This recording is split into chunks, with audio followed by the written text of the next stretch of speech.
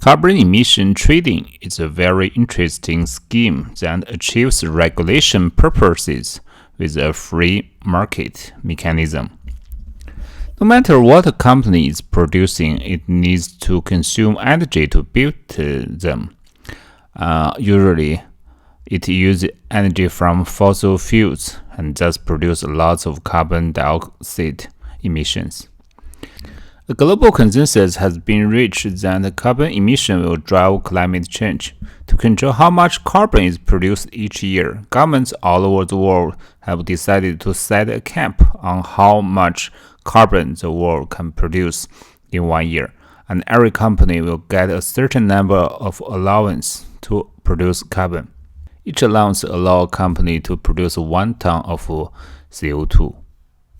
If my company gets 100 allowance but only produces 70 tons of CO2, then I can sell 30 allowance to your company if you want to expand your business.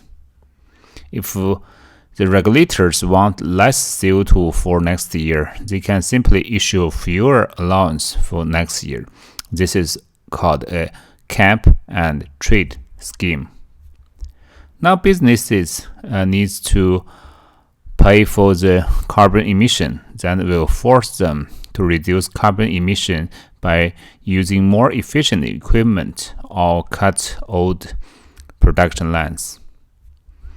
They will also be more willing to deploy sustainable energy systems such as solar or wind. The cap and trade scheme is also very flexible. If a company cannot switch to higher-end equipment or sustainable energy in short term, they can buy the allowance from other companies.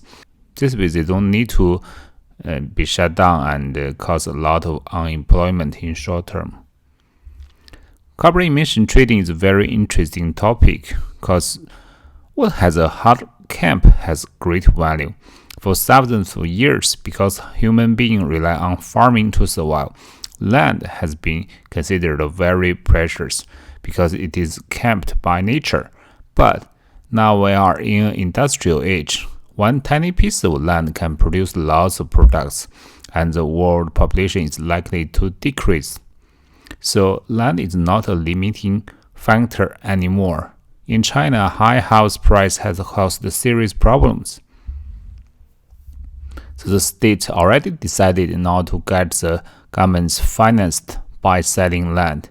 So maybe selling carbon emission allowance will be a better way.